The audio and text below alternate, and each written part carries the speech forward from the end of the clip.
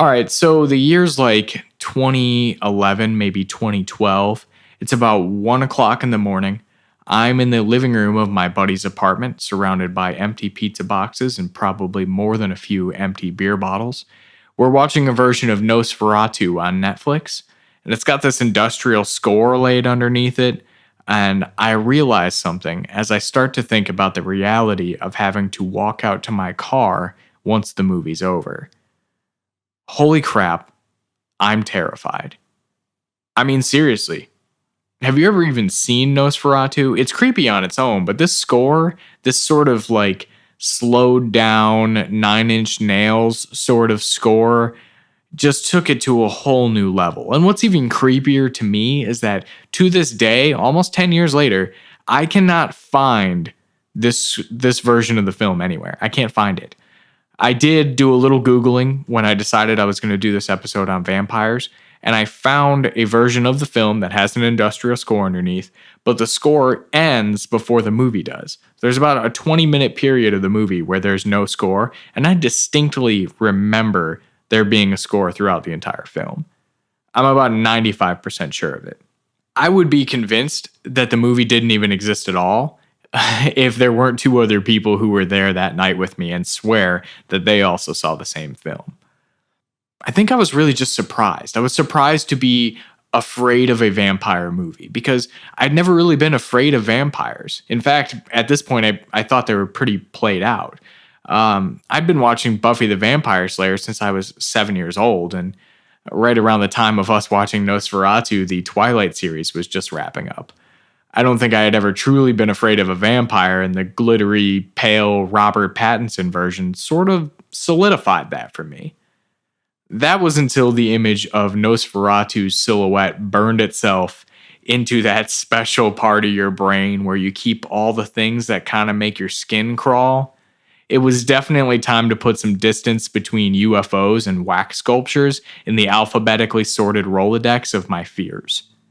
So when I power walked and eventually ran to my car when the movie ended, and I convinced myself to go outside, I couldn't shake the idea of a vampire just sinking its teeth into my neck as I was about to make it safely to my vehicle. I just kept thinking about how, in the movies when they go to stick their key in the lock and they turn it and the keys fall and they stand back up and then a vampire or something else bites into their neck or does whatever the villain does in that film.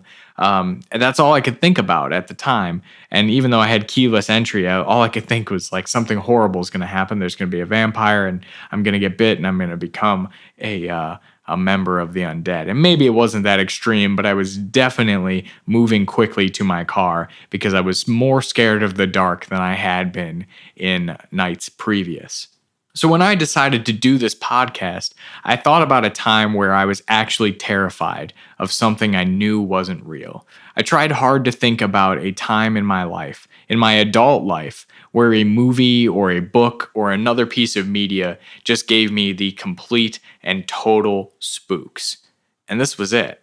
Now, the point of this podcast, and I guess we should cover that in episode 1, will be to examine the world through the things that go bump in the night.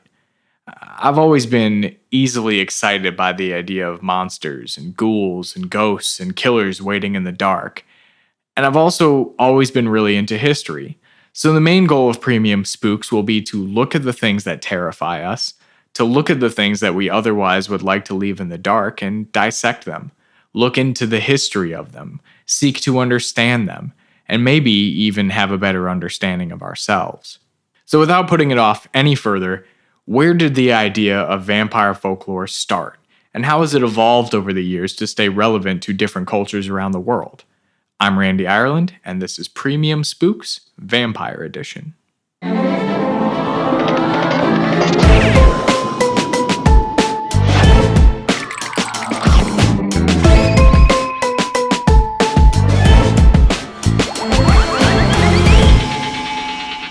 Premium Spooks.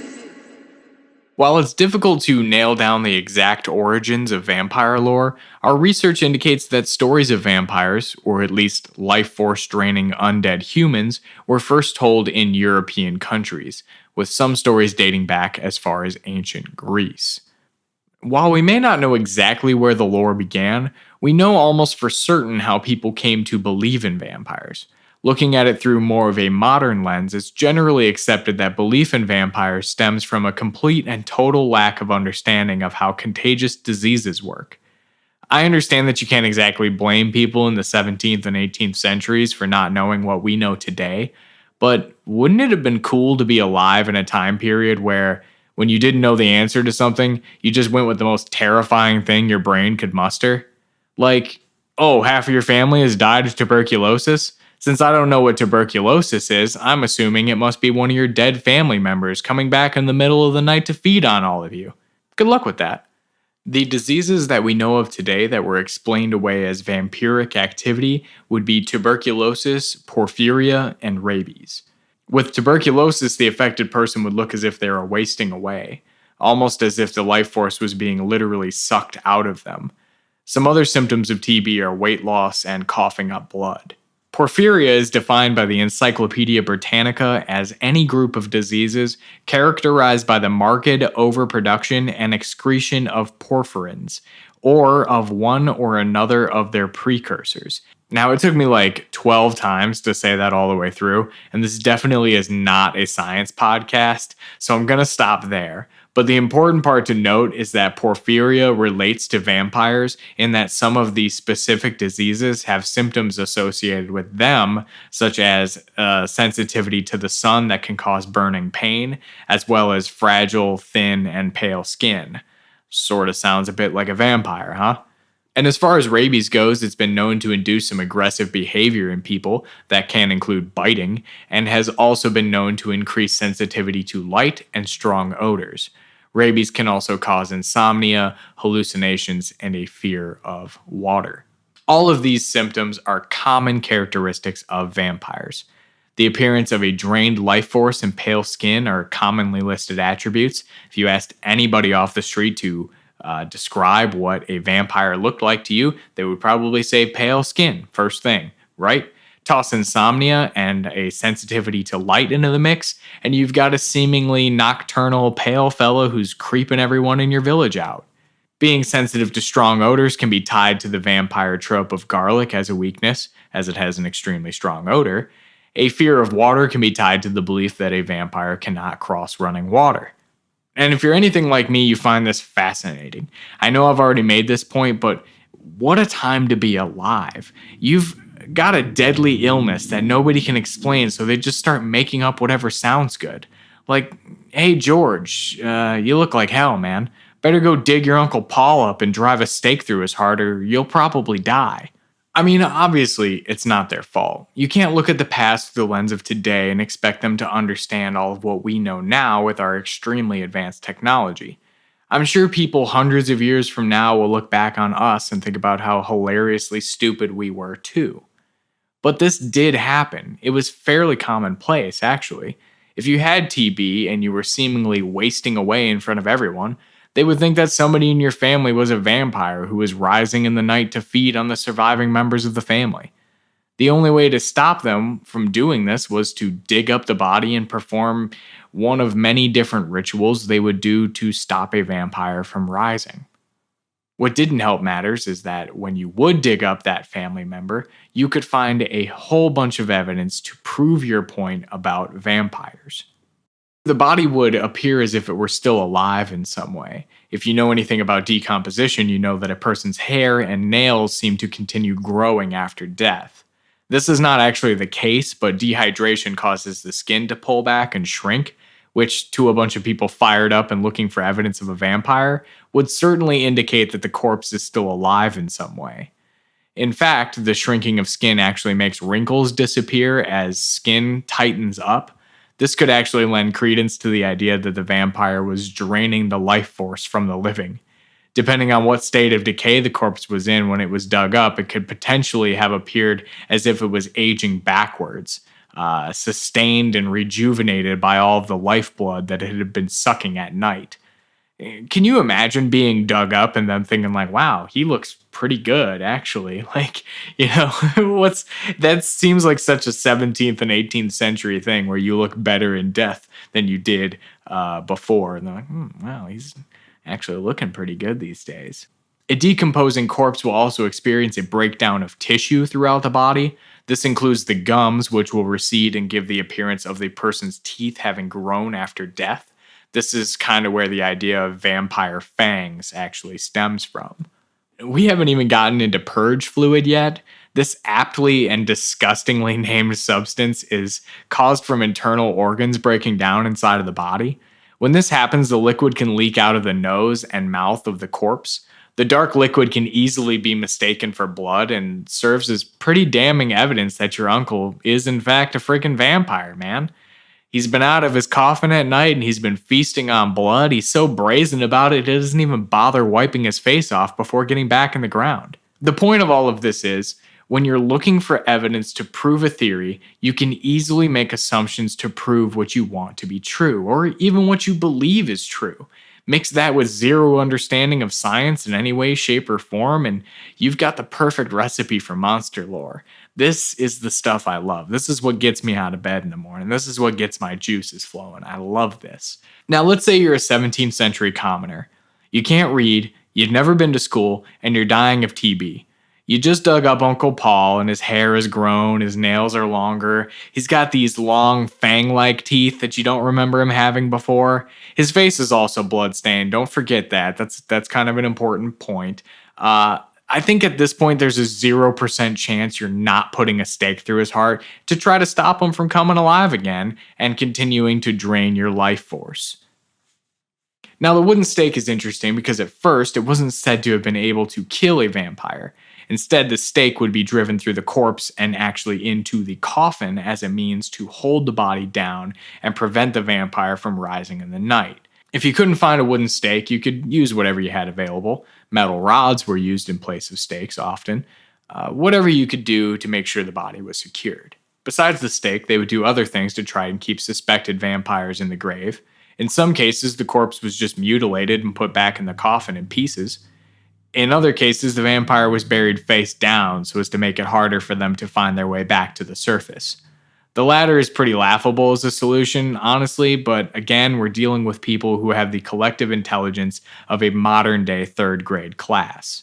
And, if all else failed, sometimes they would even remove the teeth from the corpse. So if it got past the stake and managed to turn itself around in the coffin and dig its way back up to the surface, at least it wouldn't be able to suck anyone's life force from their body. Okay, so you dug up your uncle, you put a stake through his heart, you pulled out his teeth, maybe you'll make a necklace out of them or something later, you're not sure yet, and you just buried him again face down. You had to stop for a lot of breathers and to cough up some blood because you still have tuberculosis that hasn't been magically cured yet. So a couple of weeks from when you dug up and desecrated your uncle's corpse, you die as well from that untreated disease that you still have. You would think everyone would see that digging up Uncle Paul did nothing to solve the problem and maybe vampires aren't real, but the townspeople all just say that you didn't act fast enough. Uncle Paul sucked out too much of your life force and you probably didn't have much of a chance when you dug him up in the first place. It's a sad thing, really, but bound to happen. You're buried next to your uncle, but before you go in the ground, they put a stake through your heart as a precaution this time. No sense in just having to dig you up in a few weeks when you smell a whole lot worse, right? Because that's the thing, more people will die from TB or whatever other disease is going around your village, and the vampire stories will continue.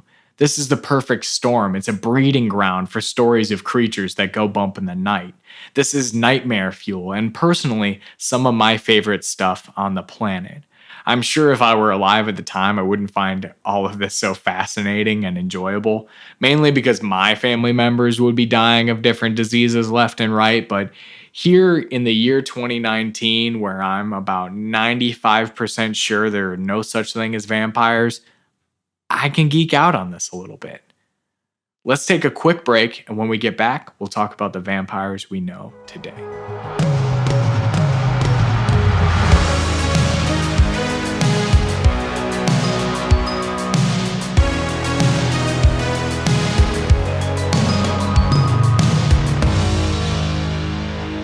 All right, so this is where the commercial break would be if we had any sponsors or advertisers at all. We do not. So instead, what we're going to do is ask for any feedback you can give us on the show. This is actually kind of our proof of concept more than anything else.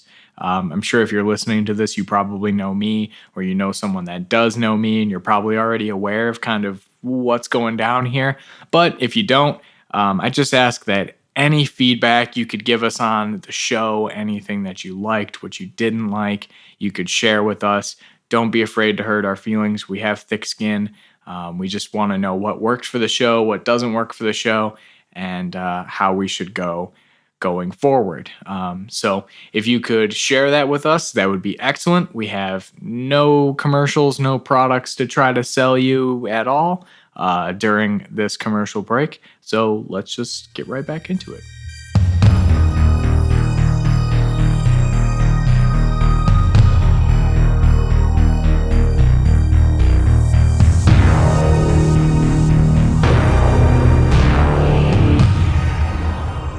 Vampires as we know them today have largely been established by movies and television shows.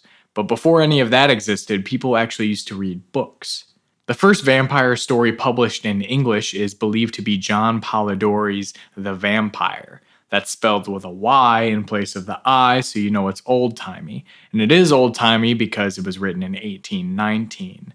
The Vampire is a short story about a man named Lord Ruthven, a mysterious aristocrat who seduces women and drains their blood before disappearing. There's some poetry that predates Polidori's story that reference vampiric characters as well.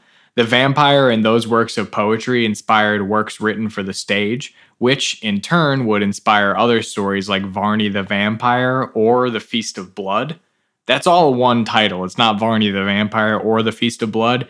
Varney the Vampire or The Feast of Blood is the title. It's sort of got a Doctor Strangelove thing going on. I mean, it was a serialized gothic horror story that was released between 1845 and 1847. So I guess you could say Doctor Strangelove has a Varney the Vampire thing going on with its title, but I digress. In 1853, another story about a vampiric being dwelling in a castle in the mountains was released.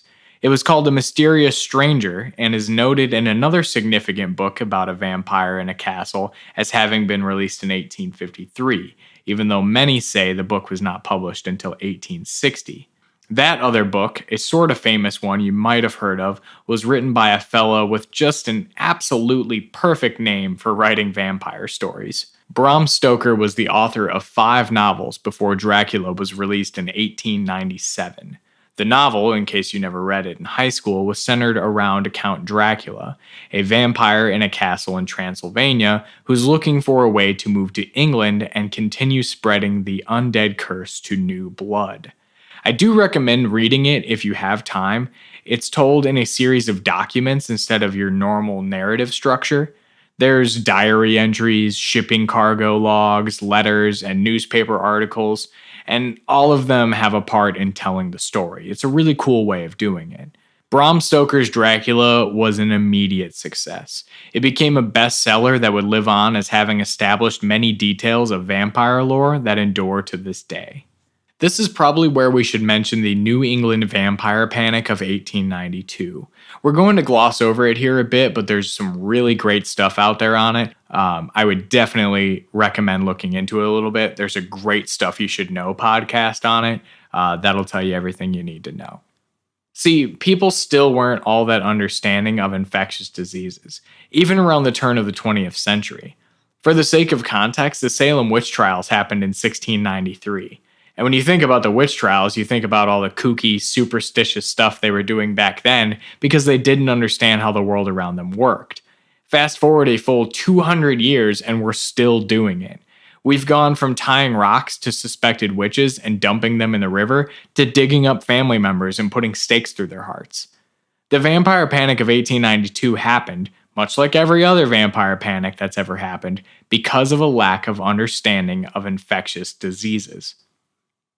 In a Smithsonian article on the vampire panic, one physician is quoted as blaming tuberculosis, or consumption as they called it at the time, on drunkenness and want among the poor.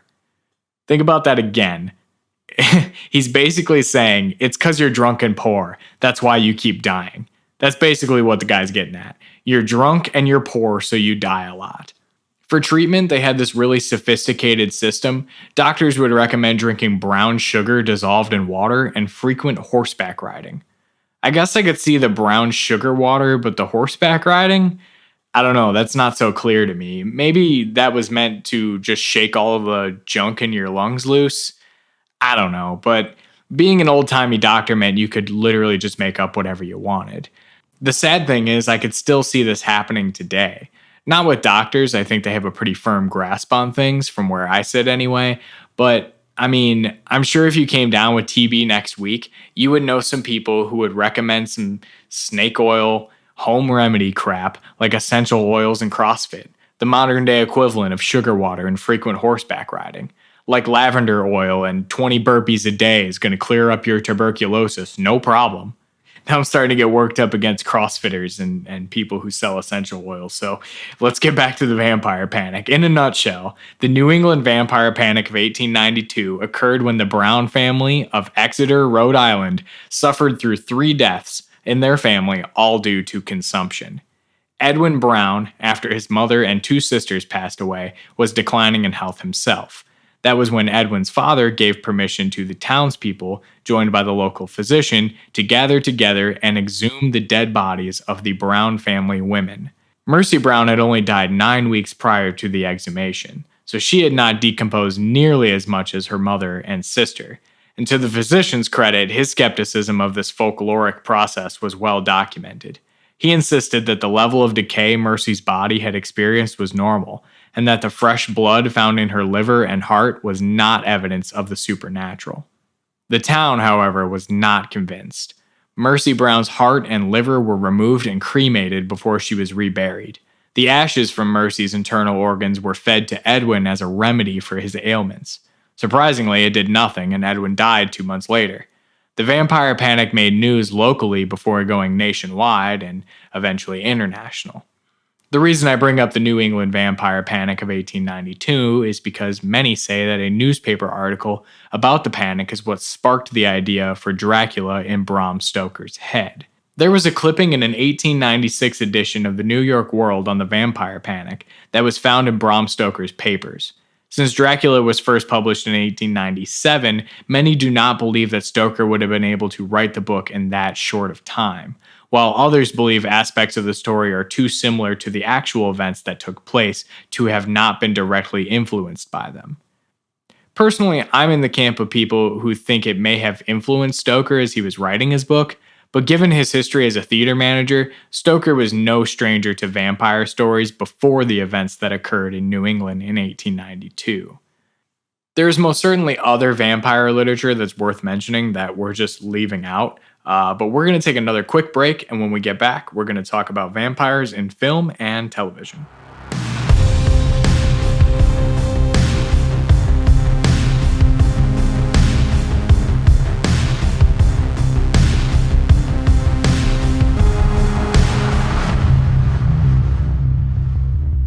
(1922) saw the release of the film that I referenced in the very beginning of this podcast. Nosferatu, by most accounts, was the first vampire to be portrayed on film as being vulnerable to the sun. And seriously, if you haven't seen it, you should check it out. If you can find that one with the slow, pulsing industrial score laid underneath it, I think it'll add to your viewing experience. But what they were able to accomplish with this film in 1922 is amazing even today.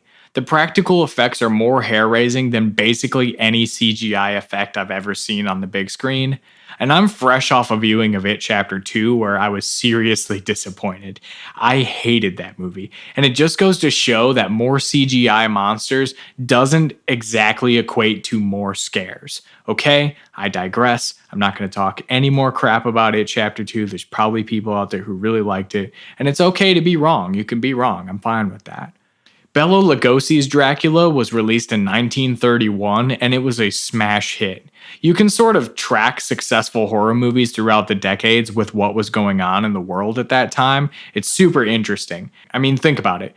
Dracula was released during the Great Depression, and not long after the ending of the First World War. It's no surprise that a film with a noble-blooded antagonist of Eastern European descent threatening the Western world would resonate with audiences during that time. Dracula would be seen on screen as a horror movie villain many times following that first appearance in 1931, including such titles as Dracula's Daughter, Son of Dracula, Horror of Dracula, House of Dracula, Taste the Blood of Dracula, Dracula 2000, Blood for Dracula, Dracula in Istanbul, Dracula Rising, Billy the Kid vs. Dracula, Scooby-Doo Dracula's Castle. Okay, you get the point. There's been a lot of friggin' Dracula movies, and that's just all the ones with Dracula in the title. Not even all of them. While many vampire films, especially those that flooded the market in the post-1931 Dracula days, are merely scare fests, there are a large number of vampire flicks that use the fanged foe as a vehicle for social commentary. Bram Stoker's original novel was said to be a social commentary on a number of issues, including venereal diseases, homosexuality, the plague, and the modest culture of his day, among other things. Werner Herzog's 1979 film Nosferatu the Vampire, not to be confused with Nosferatu, also explores the erotic and more so homoerotic nature of the vampire. The vampire has been seen as a portrayal of immoral and sexual deviance, especially during times where modesty and religion dominated the culture. Backtracking a little bit to 1972, audiences saw the release of the blaxploitation film Blackula, which explores the history of slavery, black identity, and police brutality towards young black men. The fear of foreigners and immigrants is another societal issue that is commonly explored through vampire movies.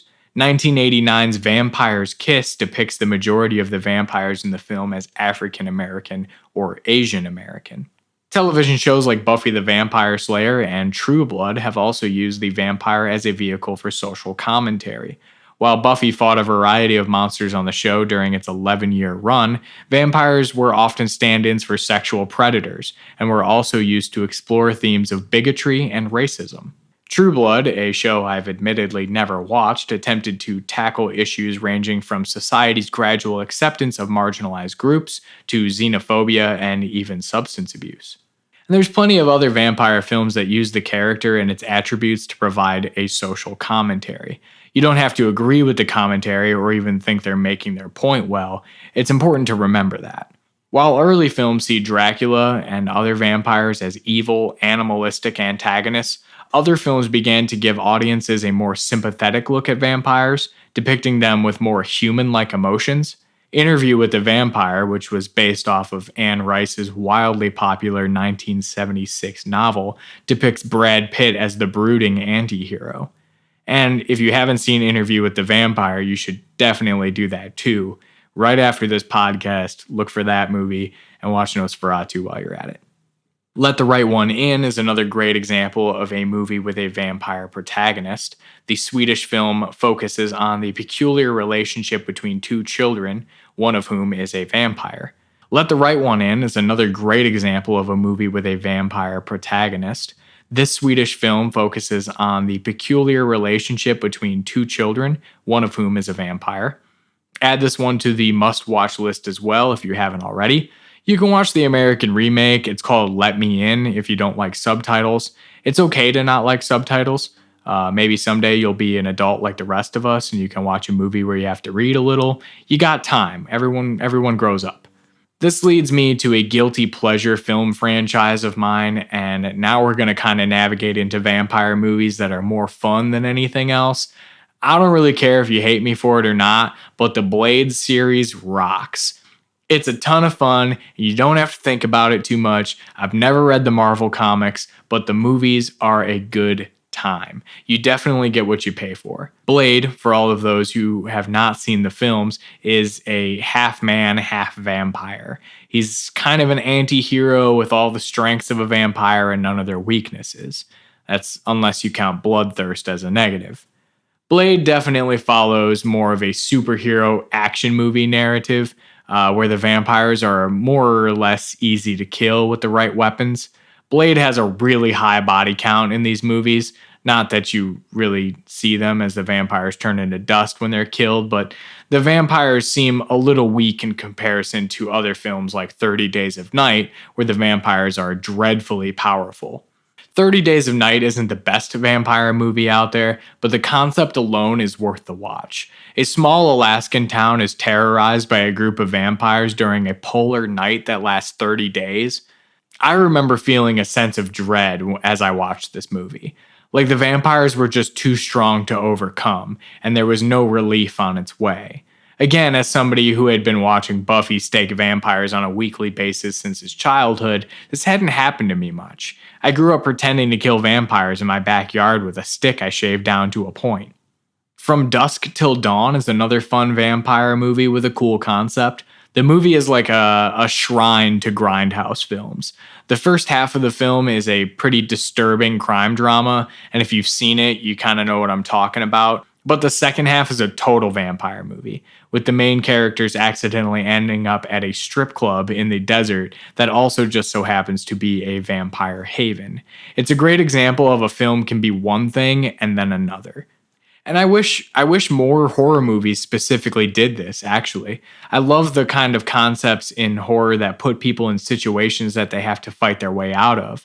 A bunch of dumb teenagers playing with a Ouija board or behaving poorly at an abandoned summer camp doesn't get me into the story. People who find themselves in a bad situation while doing an entirely different thing catches my interest. It's easy to take yourself out of the situation if you can say, well, I would never play with a Ouija board, so I'm good, and these dumb teenagers probably deserve what they get. And while I have never found myself hiding from the law in a strip club in the desert, I have found myself in some shady bars in the past. This is the type of thing that could happen to anyone. Of course, there's hundreds of vampire movies out there. If I missed your favorite, I'm sorry, but this podcast cannot be 17 hours long. We're going to take one more break, and when we get back, we're going to talk tropes.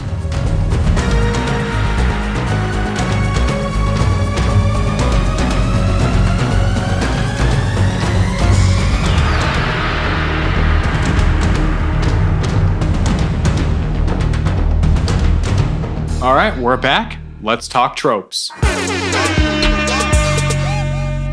Is that gonna be a thing? It's probably going to be a thing, isn't it? Vampires have a lot of tropes.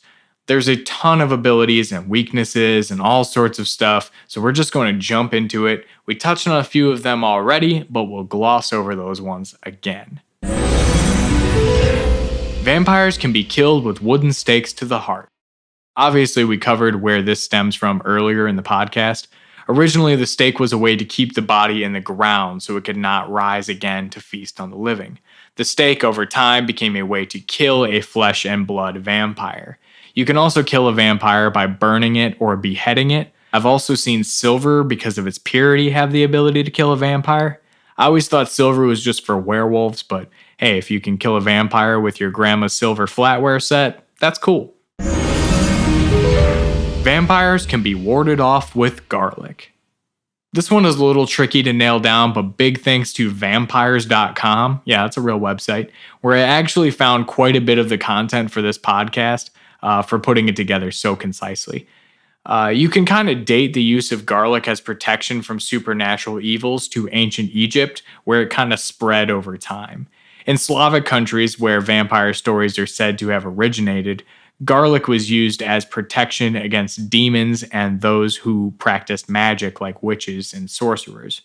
And according to vampires.com, as recently as the 1970s, a Romanian church was distributing garlic during the service and observing who did not partake.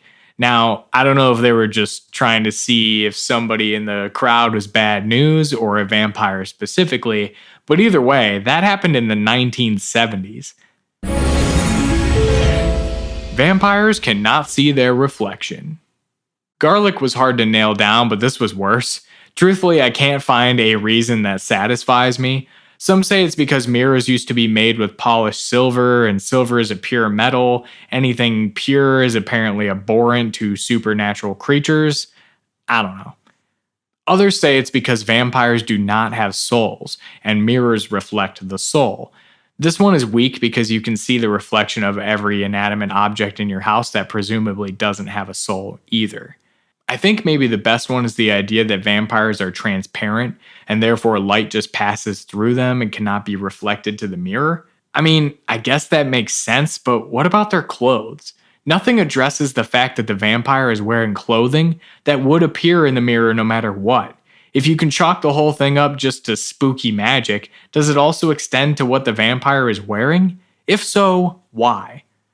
Maybe the best explanation I came across was from a pretty scholarly article written by a guy with a PhD in aesthetics, which I didn't know you could have, but that's a thing. He wrote a paper about mirrors and some other stuff I'm too stupid to understand, but I'll just read this explanation in its entirety and leave it at that. It is because the mirror is supposed to show nothing but what actually exists, reality as it is. And if vampires avoid mirrors, it is because they do not exist. Vampires, not mirrors.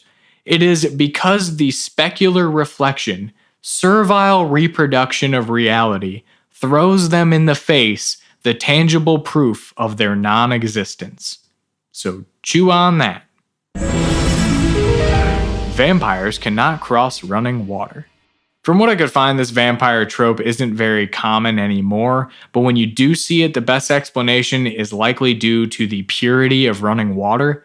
Running water is cleaner than stagnant water and less likely to harbor any harmful diseases. Vampires are repelled by anything wholly impure, so it stands to reason that they could be weak against running water. There's a religious view of the natural world that persists kind of through most of these tropes. The vampire, being an evil and unnatural creature that's infected with disease, is weakened by anything that is pure and natural. I also saw some stuff on vampires being very territorial creatures, and typically rivers were used as borders for specific areas. This implies it's really more of a preference than an inability. Vampires can turn into bats.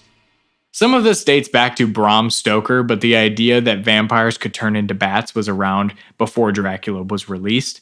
It likely has a lot to do with the vampire bat, which is also nocturnal and drinks the blood of living creatures.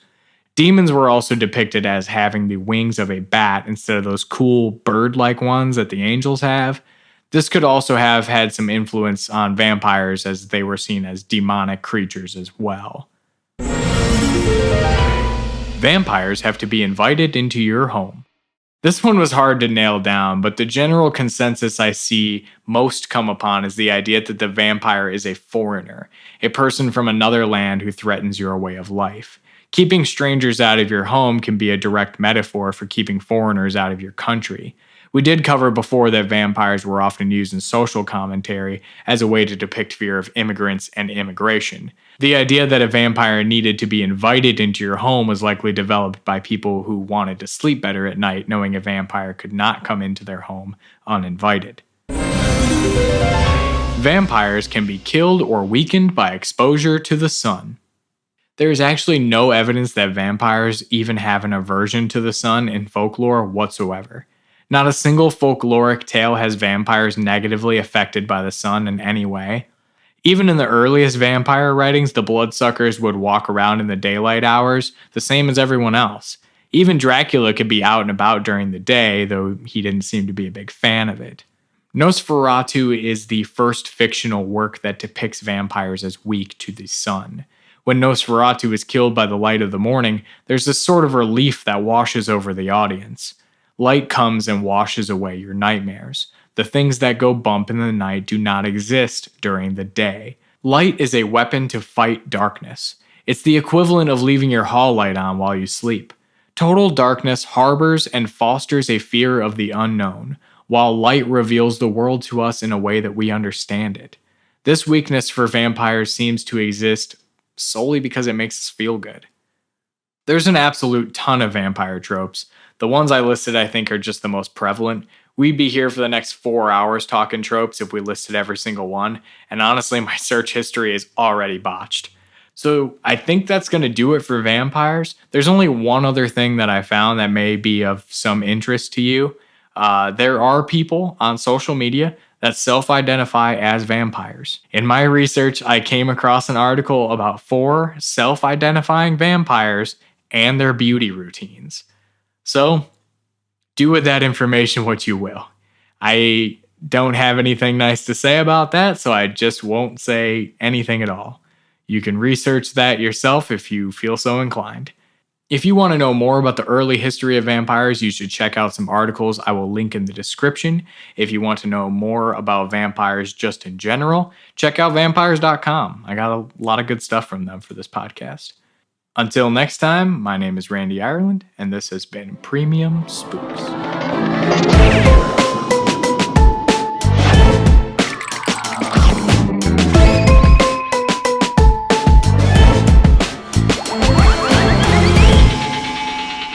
Premium Spooks.